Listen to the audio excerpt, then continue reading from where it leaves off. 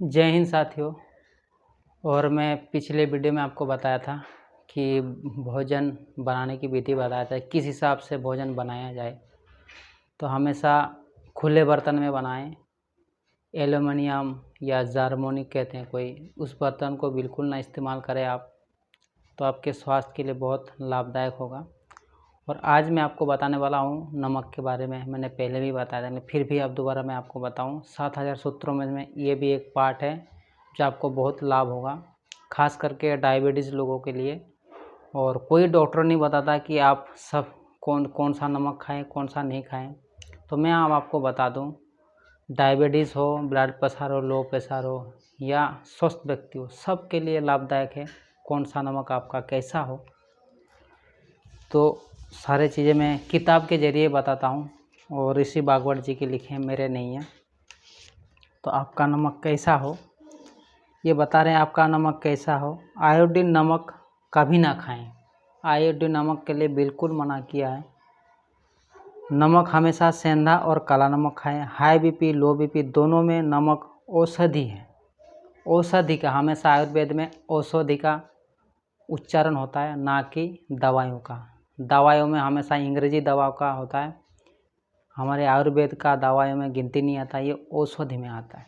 ये बात आप, इस वर्ड को ज़रूर आप याद रखें। औषधि में हमेशा आयुर्वेद आता है, होम्योपैथी इसी का पाठ है, होम्योपैथी। और दवाइयों में अंग्रेजी दवा आता है। ये चीज़ आप ज़रूर समझें।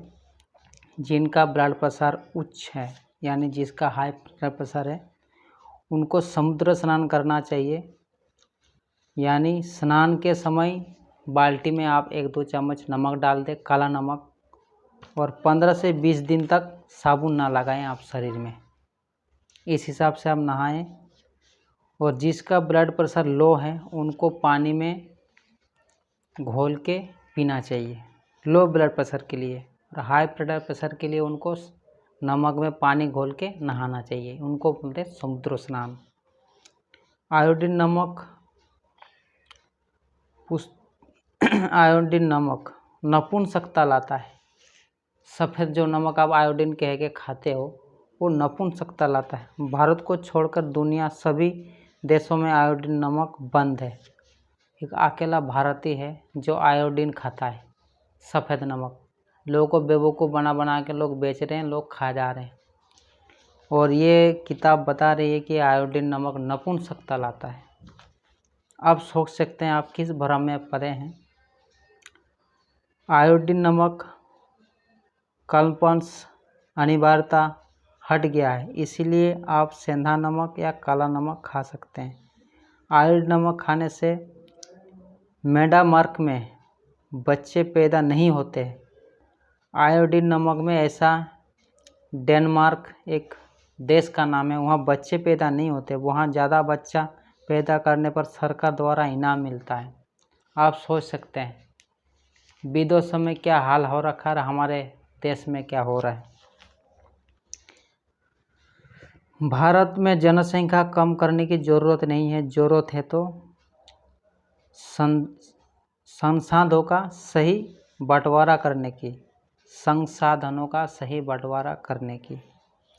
सेंधा नमक सबसे ज़्यादा विष को कम करता है। काला नमक भी विष को कम करता है। भोजन के पकाते समय सेंधा नमक का प्रयोग कर सकते हैं। सेंधा नमक डाला हुआ खाने के बाद आप दूध भी पी सकते हैं। सेंधा नमक का कोई चीज़ खाएं तो आप दूध पी सकते हैं, लेकिन आप सफ़ेद नमक जो आयोडीन कह के आप खाते हो, उसमें आप तुरंत उसके खाना खा के आप दूध नहीं पी सकते, क्योंकि उसमें फट जाता है। और इसमें आप थोड़ा हल्दी डाल के उनका जहर कम कर सकते हो। समुद्री नमक में 3 से 4 इसमें गुण हैं, और आयोडीन काला नमक में 94% गुण है। आप सोचें, 3-4 वाला गुण वाला नमक खाएंगे या 94% वाला गुण वाला नमक खाएंगे। तो आयोडीन नमक में 3% आपका फ़ायदा करेगा, और काला नमक में 94% फ़ायदा करेगा। और सफ़ेद नमक 60 सालों से ये प्रचलित है। इससे पहले काला नमक ही खाते थे। दैनिक शरीर में आयोडीन की कमी होती ही नहीं है। जो दाल खाता है दाल में आयोडीन है, फल में आयोडीन है, सारे प्रकृति में जो बनाए हैं सब में आयोडीन भरे हैं। लोगों के ऐसे दिमाग में भरे पड़े हैं कि आयोडीन नमक ही आपका पूरा करेगा, लेकिन इस किताब बता रही है, जो वही मैं आपको बता रहा हूँ, बोलिए अतिरिक्त आयोडीन की आवश्यकता शरीर को नहीं पड़ती, क्योंकि आयोडीन की मांग शरीर में अतिरिक्त होने की स्थिति में नपुंसकता बढ़ती है। आप अगर आयोडीन ज़्यादा खाओगे मतलब प्राकृतिक छोड़ के, तो आपकी नपुंसकता बढ़ सकती है। नमक को फ्री फ्लो बनाने के लिए जो केमिकल डाले जाते हैं वो मैं आपको बता रहा हूँ कितने केमिकल डाले जाते हैं। उसको जो जैसे दाने करने के लिए किया जाता है, उनमें जो सबसे नमी को निकालने के लिए एल्युमिनियम सिलिकेट केमिकल डाले जाते हैं। एल्युमिनियम सिलिकेट केमिकल जो कि बहुत ही खतरनाक है। दूसरा केमिकल है पोटेशियम आयोडेट, जो अप्राकृतिक है। पोटेशियम आयोडेट जो अप्राकृतिक है, जो प्रकृति से उसका जुड़ा हुआ ही नहीं है। ये दोनों केमिकल हमारे शरीर में बहुत ही जटिलताओं को जन्म देते हैं। ठंडे देशों में आयोडीन की नमक की ज़रूरत होती है, ठंडे देशों में। हमारे ये तो भारत देश है, हमारे देश में आयोडीन की ये सफ़ेद नमक की ज़रूरत है नहीं। और हमारे भारतवासी को यही कहूँगा कि आप ये चीज़ें आप समझें, आप किस भ्रम में हैं।